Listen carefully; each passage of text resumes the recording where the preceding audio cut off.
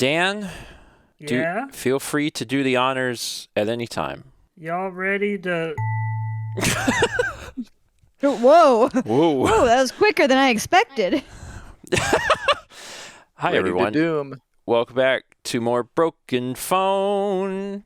Oh, do we start with my book? Because I'm at the top? We do. Go for it. Oh, so I did something a little different. Select all squares with buses. If there are none, click skip. Oh, no. Oh, no. Incorrect. Again, please select all squares with buses. It's a simple task. If there are none, click skip. We just need to verify that you're human. Again, incorrect. Loudly shouting, "Do you think you're better than me, machine?" does not complete the task. If you cannot complete the verification, you can indicate your surrender by typing 1. Typing 1 to indicate your surrender causes the machine to tase you and deploys new pants in case you peed your old ones. If you type 2, you enroll into a program that turns humans into dogs. Huh. There was a clear choice. Obviously, I wanted to be a dog. Without hesitation, I slammed 2 key. I slammed 2 keys. Clearly there's some slammed 2 abbreviation key. going on here. A robotic voice piped up, "Please confirm by pressing a second time." 2! I shouted and slammed it again. "Please confirm by pressing a third time," the computer said, but this time I sensed it was mocking me. "Computer, you weren't ever going to turn me into a dog, were you?" "No," the computer sighed. "I'm going to turn a dog into you!" I gulped, but it actually turned out to be pretty cool to have a new twin with the mind of a dog, except he kept slobbering on my wife. The end. Wow. That one was surprisingly coherent. Yeah, I enjoyed that a lot. Wow. Little computer vignette. I'm Little glad allegory about our modern times. everyone knows about the bus captcha. Truly, this is the greatest Gatsby of our generation. Click all the motorcycles. Do it. You won't. Our next book is Hayley's. Ralph stared at the carrot on the floor of the kitchen. He wasn't sure how it got into the house, but he did know it was alive and angry. The carrot hissed and brandished a red cocktail sword. This was the moment Ralph had been preparing for his whole life. He drew his own sword, its edge glinting in the fluorescent kitchen lights, and faced the carrot. "En garde! I'm not sure what a fish has," began the carrot, but was cut off as Ralph's blade clashed into their own with a clang of sparks. They jousted back and forth as the oven suddenly burst into flames. "Looks like Hell's Kitchen is pretty literal right now, eh, carrot?" said Ralph. "Ralph, we gotta stop fighting or we're both gonna be flame broiled," Carrot screamed back. Suddenly, a noise. "If you can't stand the heat, stay out of the kitchen," boomed Giga Gordon Ramsay. All right. Ralph and Carrot cowered as the flames got closer. In his theatrical anger, Gordon had forgotten the most important rule in professional kitchens. You can't provide a good dinner service if the kitchen is on fire. Our valiant VeggieTales hero sprung into action by dousing the fire and diving into the frying pans, sacrificing themselves for the good of mankind. Just like Jesus. Wow, Preacher Jim. These new VeggieTales tapes are fucked. Yeah. The end. Ralph and Carrot are my favorite VeggieTales. Oh, God. Yeah, I don't remember Ralph and Carrot, but I remember there being a lot of vegetables. I don't remember there being a human named Ralph, but, I did only watch them occasionally. Ralph so. was the cucumber. No. Well, No. Oh. that was great. Paul is our next book. On the eve of my billionth birthday, I fumed, cursed to live forever by a guru who'd once told me that the years start coming and they don't stop coming. Oh, my God. For the trillionth time, I considered all my options. I saw no way out. My head was getting dumb. But then, for the first time in eons, inspiration struck. There was some way I could break the mold. Amazing. Wish this had continued. Oh, my God. Fuck. An invention that everyone needs. A burrito cannon. Load it into the chamber, stand a foot away, and blam, right into your pie hole. This brain injury was the best thing that's happened to me. Damn it. Sentences never uttered by a human being. I was going to make a fortune with this idea. Screw the haters. I drove to Home Depot for supplies. Hey, where can I find supplies for cannon making? I asked the person in an orange apron. His Home Depot name tag said Derek. Ah, you want to be a privateer, eh? Lots of kids these days are getting into that, plundering the high seas and all. You want aisle 17. I shot him a knowing bullet from my wonder cup. Understood who Bravo. Derek was. Derek dodged it expertly. I laughed and clapped him on the shoulder. You're smarter than you look. A natural-born privateer. Head for aisle 24. That's where the boats are. Oh my god. We sat in the boat on the roof until the floodwaters eventually rose and carried us away. It seemed that Costco saved our lives, just like it had so often saved our wallets. So, hearing aisle 24 for boats, I was like, that's got to be a Costco. I love the phrase, I shot him a knowing bullet. It really took a turn there. Okay, because I know what I was supposed to write, but I figured this No, was it's funnier. great. It was a bravo. It was a I good loved move. that We a also lot. took a turn earlier because I don't Yes. remember the burrito cannons and all Well, I stuff. feel like I Yeah. feel like it actually kind of fits when you just consider the story of this man who's lived a billion years and is getting progressively more insane. So really, this book is extremely coherent. And Yes, then the yeah. flood is the end of the world. Yeah, see, I thought that His mind Derek rots was away. the privateer. I misunderstood. It's everybody's a privateer in their heart. Oh my god. True. It's time for your book, Alex. All right.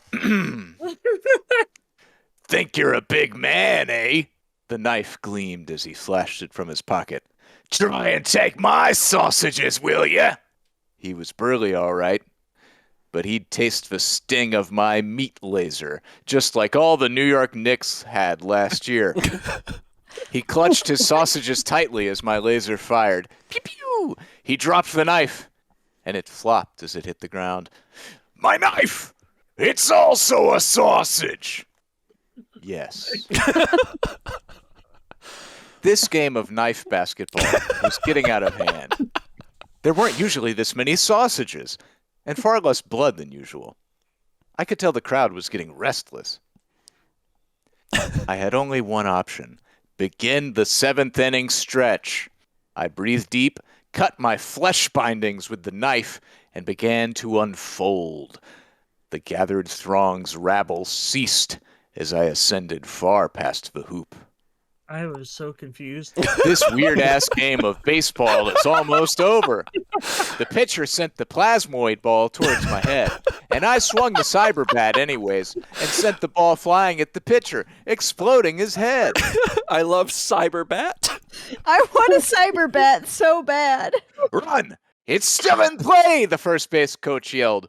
I ran toward first base, second, third, before the other team realized. I slid towards home as the EMTs got to the pitcher. Safe, the umpire called. Grand me? My grandchild asked. Did the pitcher live? No, I laughed, pinching their cheek. We only care about wins in this house, I told the child, and you better be a winner. The end. And Amazing. Paradise by the Dashboard life got weird. I tried to keep. I had no idea who the main character was, so I invented a new gender-neutral term for grandparents, which is I like grandme. Grand Me a lot. me. Oh my god. Yeah, that'll make sense. That was good. I loved it. Mal, your book. Richard suppressed a sob he had to keep hidden or his giant Kirby plush would find him. See, it had come to life and it was hungry. It was always hungry. What? Great in media res intro. The giant Kirby appeared over the horizon, inhaling everything it came across, enlarging as he did so, like an inside-out Katamari. Richard's only chance was to become bigger than the Kirby Mari. Very nice. Richard lacked Kirby's get big when eat stuff powers, but he knew how to get big in other ways. Flashing a devilish grin, he reached for the trash can. He was going to KonMari this Kirby Mari. Amazing. Wow. That was the wildest thing to get in my entire life, by the way. I was like, what does this mean? Well, he knows how to get big. Kirby watched with confusion as Richard dug around the trash. When he emerged, all the trash was stuck to his body. He was like a little trash goblin. Kirby was horrified, but still ready to fight. Eat this, Kirby, Richard laughed, pointing to the protective filth. There were banana peels, used needles, and coffee grounds on his body. Kirby knew there was no swallowing him like this. He had to swallow a nearby 1998 Ford Taurus and lead Richard on a wild chase through Cleveland to a trap. And so he did, and Richard fell for the bait, following him all the way to a car wash, dastardly. Richard slid right into that washy place and came out the other side, all clean-like, eating soap in the process. He died within the hour, and the town cheered. Wow, Grandpa, great story, bro. Oh my god. Wow. We now 2 different instances of grandparents retelling a story. Grand me and Grand P. Whew. Amazing. All right. I love it. That's Kirby, baby. This is, yeah, that's the plot of Kirby Star Allies. I'm up next. Silence pressed inward like an oppressive smog, intruding into my senses in an unnaturally physical guise. I focused my thoughts on the only thing that could possibly help, the concept of fish. I started by picturing their eyes, soulless in their flickering about, their gaping mouths searching for tender morsels. Ah, yes, and their scales, how they sparkle in the sunlight. I don't. When your wife is a looker like that, who could fault me for having a pleasant little daydream? She wasn't always a school of fish, of course, but I loved her, no matter her form. Sorry, I took it in a new direction. Yeah, I see this. No, this still makes sense. The angry piranha sitting across from me at the bar, however, didn't seem like he appreciated me complimenting his wives. He cracked his knuckles. I gulped. Thinking quickly, I walked over and stared him dead in the eye. Hey, you look a little tense. How about a back rub? I slid my hands across his fishy shoulders and felt a bra strap. Suddenly, I felt a bullet. Then another. Oh, thank Christ, it wasn't a bra at all, but an ammo belt. Fish don't have boobs. Then I noticed these lumpy things beneath their shirt wasn't tumors, but grenades. Fuck. A terrifying scene at Healthy Dental today as a man on bath salts rushed into the lobby screaming about war before plunging his head into the aquarium and grabbing at the fish. Back to you, Dave. Oh my god. Whew. Went on a journey. I love, suddenly I felt a bullet. That's the second time Unexpected. a started bullets. sentence has ended in bullet. I know. I love it. You never know when a bullet will appear. Our final book is from Dan. I'm the first centaur. That's what they tell me anyway. I don't remember who I was before the operation, so they just call me Mitchell McHorseman. They've begun teaching me how to do human things now. So far, the curriculum for learning to be a human is focused mostly on things like tying my shoes and riding a bicycle. Seems kind of unnecessary for a centaur. I hope they teach me archery soon. Dear human teacher, I noticed archery isn't on the syllabus. As much as I enjoy basic knots, I think archery is a needed skill for blending in as a human. I'm a centaur. Perfect. I had him.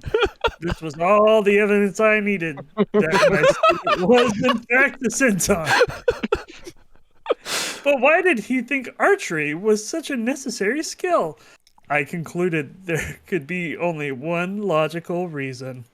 Because he'd misheard chimera as chimero. And decided that he had to go all Cupid on some bells to be a real centaur. Ooh. If this is what I have to do to get my centaur's license, so be it. He exclaimed as he drew his crossbow and took aim at the bells of Big Ben. It looked like old Ben would be rung for the last time. And suddenly he realized that would be a tragedy. He lowered the bow sadly. Centaurs value historical preservation.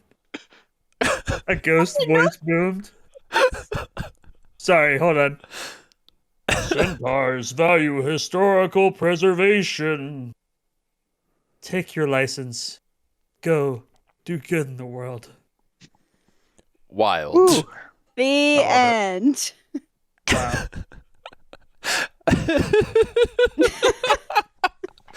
The thing is that I wasn't sure if this was a human who was going to become a centaur or if they were already a centaur. Yeah, I was also not sure about that. The phrase Yeah. "a real centaur" was real uncertain. So I decided that was a licensing issue. I did. While writing several books, I did so many just trying to make everything as vague as possible. My favorite thing that I did throughout all of these books was taking Mal's "I am a centaur" and then writing, "I had him. This is it." This is great. I love Broken Phone. A lot of fun. It's a lot of fun. You can play it too at home at brokenpicturephone.com. And Just gotta places change other the than home. modes to writing only and writing only. And you too can do Broken Phone. We will be back in the future with more Broken Phone. Remember to suggest themes in the comments. Today's theme winner was aquarium, which is why aquarium made its way into these books. So write your themes. You never know what you'll get. Who was it that suggested aquarium? Just to give him a shout out. Oh, it was Super Saiyan Joe 28. And congrats. Good on you, Super Saiyan Joe 28. You did a great job. Congrats to them. See you next time for more Broken Phone.